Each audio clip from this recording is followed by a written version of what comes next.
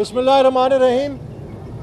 आज election commission में foreign funding case की एक और पेशी थी और आज जो दर्जनों दरख्वास्तें दी हैं उसके अलावा फिर जो ताज़ा तरीन दरख्वास्तें थी उस पर बहस मुकम्मल हुई और इलेक्शन कमीशन ऑफ पाकिस्तान ने अगली तारीख़ यानी 17 तारीख़ रखी है। तो हम इस पेशरफ से मुतमईन हैं क्योंकि हम समझते हैं कि फ़ॉरेन फंडिंग केस के अब फ़ैसले का वक्त आ गया है। पाकिस्तानी कौम अब मज़ीद इंतशार बर्दाश्त नहीं कर सकती।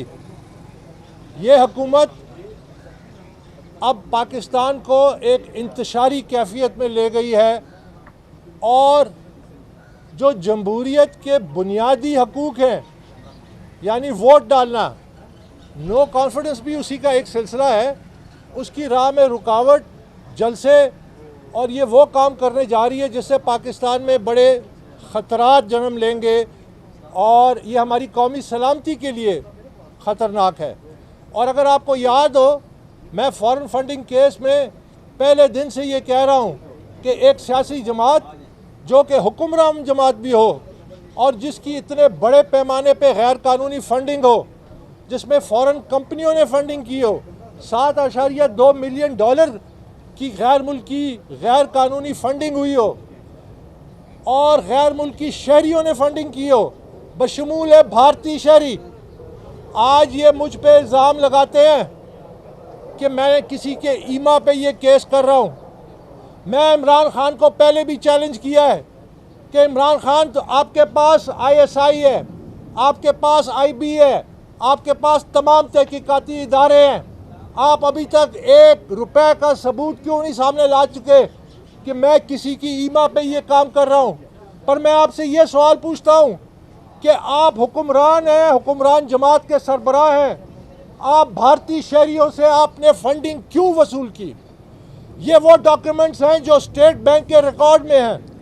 आपने ऑफशोर कंपनियां जो केमन आइलैंड में रजिस्टर्ड हैं, 2.1 मिलियन डॉलर आपने उस कंपनी से क्यों वसूल किया? किस मकसद के लिए वसूल किया? क्या ये लोग जो आपको पैसा दे रहे थे, इनकी नीयत क्या थी? कोई किसी को मुफ्त पैसा नहीं देता, कोई किसी को मिलियंस ऑफ डॉलर्स नहीं देता। आज जो पाकिस्तान तहरीक इंसाफ ने गैर मुल्की पाकिस्तानियों को बुलाया और आपके सामने पेश किया, गैर मुल्की पाकिस्तानी जो हैं उनका हक बनता है कि वो किसी सियासी जमात को फंड करें, लेकिन मैं उनसे पूछता हूँ कि उनका पैसा कहाँ है, उसकी निशानदेही कहाँ है, वो पैसा कौन उड़ा गया? वो पैसा इलेक्शन कमीशन के रिकॉर्ड में क्यों नहीं है जो पाकिस्तानियों का है? तो इन पाकिस्तानियों से मैं पूछता हूँ कि आप ज़रूर किसी सियासी जमात की हिमायत करें और जितनी फंडिंग करना चाहे करें, लेकिन इसका रिकॉर्ड इलेक्शन कमीशन में नहीं मिलता। जो रिकॉर्ड मिलता है वो ये कि 8 अरब रुपए कैश आया है मोस्टली, उसका कोई हिसाब किताब नहीं है कि किससे आया है। 7.3 मिलियन डॉलर आए हैं, ऑफशोर कंपनियों से पैसा आया है।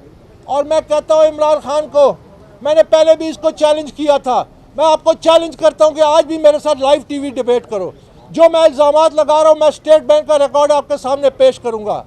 आप अपने आप को सादिक और अमीन कहते हैं। आप कैसे सादिक और अमीन हैं कि जब आप 7 साल से इस केस से भाग रहे हैं, जब आपने 7 रिट पिटिशंस की हैं, आपने दर्जनों दरख्वास्तें डाली हैं, आपने आज भी 2 दरख्वास्तें जिस पे आज बहस मुकम्मल हुई कि अकबर बाबर को इस केस से अलग करो। तो क्या मदीने की रियासत में जब कोई सवाल पूछता था अमीरुल मोमिनीन से तो वो उनका मुंह बंद करते थे या जवाब देते थे? आप मदीने की रियासत बनाने के चक्कर में आपने पाकिस्तान को ईदी अमीन की रियासत बना दिया है। अब खुल्लम खुल्ला आप कानून की धज्जियाँ उड़ा रहे हैं, आइन की धज्जियाँ उड़ा रहे हैं। आप कहते हैं कि आपके खिलाफ कोई वोट ना दे सके। आप इस केस पे आज भी आपने इल्तवा की कोशिश की। ये केस 7.5 साल से चल रहा है, 150 से ज़्यादा पेशियाँ हो चुकी है, दर्जनों दरख्वास्तें आ चुकी है कि इसको इल्तवा में डाला जाए और मुख्तलिफ बहाने इस्तेमाल किए गए हैं। क्या कोई अमीरुल मोमिनीन जो सादिक और अमीन है, क्या मदीने की रियासत में कोई हाकिम सोच सकता है कि इस किस्म की हरकतें इख्तियार करे? आपका ये जो झूठ है ये अब एक्सपोज हो चुका है। आपको इस्तीफ़ा देना चाहिए। आपको जब स्क्रूटनी कमेटी की रिपोर्ट आ गई जिसमें तहरीरी तौर पे मेरे इल्ज़ामात साबित हो गए, और ये वो स्क्रूटनी कमेटी है जो ना मेरी है ना आपकी है, ये इलेक्शन कमीशन ने बनाई थी, जिसको 1 महीने में रिपोर्ट देनी थी, जो 4 साल तक इस रिपोर्ट को छुपा के बैठे रहे, जो स्टेट बैंक से डाटा आया था। किस लिए छुपा के बैठे थे? ये केस का फैसला 2018 में आ सकता था क्योंकि स्टेट बैंक का रिकॉर्ड तो आ चुका था। तो ये किस बुनियाद पे इसको छुपाया गया?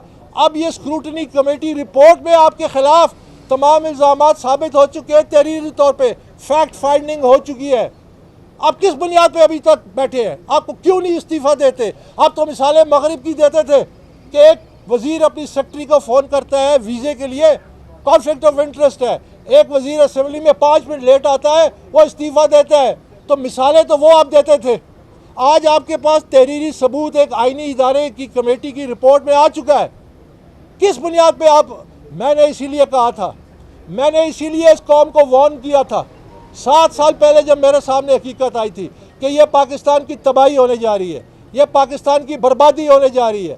इसलिए मैं सामने खड़ा हुआ, इसलिए मैंने मुकाबला किया इमरान खान का, इसलिए मैंने मुकाबला किया सबका, और मैंने बहुत कुछ बर्दाश्त किया, लेकिन मैं अपने मकसद से नहीं हटा। अब हमें उम्मीद है कि इलेक्शन कमीशन 17 के बाद अगर कोई मज़ीद पेशी है तो इसी तरह जल्दी करके इसका फ़ैसला सुनाए, क्योंकि पाकिस्तान इंतशार की तरफ जा रहा है। ये केस हक, इंसाफ और सबूत की बुनियाद पर जब इसका फ़ैसला आएगा तो ये पाकिस्तान को इंतशार से बचाएगा, और पाकिस्तान इस जो इंतशार के आलम में है इससे निकलेगा। मैं ये भी कहना चाहता हूँ कि जिस अंदाज में इमरान खान हुक्मरानी कर रहे हैं, ये पाकिस्तान इमरान खान को गिरवी नहीं रखा गया, ये स्याह और सफ़ेद का मालिक नहीं है। आज भी पाकिस्तानी सहाफ़त में ऐसे लोग मौजूद हैं जो असूलों पे खड़े हैं, जिन्होंने अपनी नौकरियां दांव पे लगाई।